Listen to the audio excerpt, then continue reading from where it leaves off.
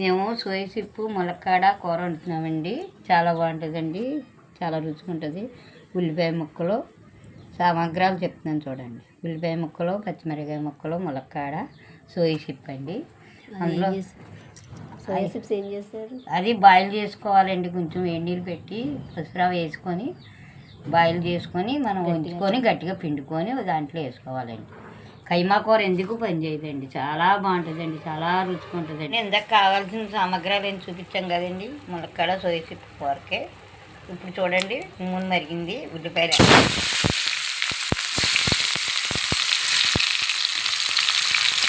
ఉల్లిపాయలండి, పచ్చిమిరపకాయలండి, కొంచెం కరివేపాకు వేస్తున్నామండి. ఇది కొంచెం ఆగాలండి. వేగిన తర్వాత సోయా చిప్పు వేసినట్టు బాయిల్ చేసి పెట్టుకున్న సోయా చిప్పు అండి. ఇది పసుపు వేసుకొని బాయిల్ చేసుకున్నామండి. ఇప్పుడు ఉల్లిపాయ ముక్కలు ఎరగేగాయి కదండి. ఇప్పుడు దాంతో ఇది ఆగాలండి. వేసేస్తున్నాను చూడండి సోయా చిప్ని.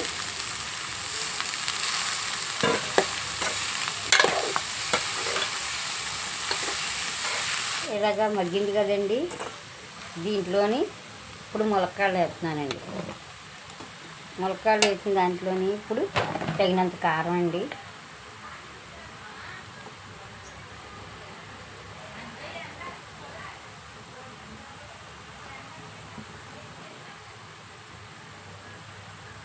తగినంత కారం అండి, తగినంత ఉప్పు అండి, పసుపు బాయిల్ చేసినప్పుడు వేస్తాం కదండి. పసుపు అక్కర్లేదండి. ఇప్పుడు కావాల్సినంత ఇప్పుడు ఇలాగ కలుపుకోనండి.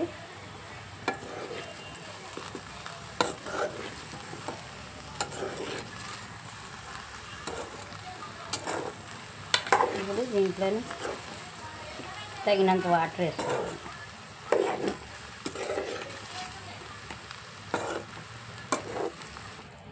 ట్రై చేసి మా ఛానల్ సబ్స్క్రైబ్ చేయండి, లైక్ చేసి షేర్ చేసి పక్కన ఉన్న బెల్ ఐటమ్స్ కొట్టండి.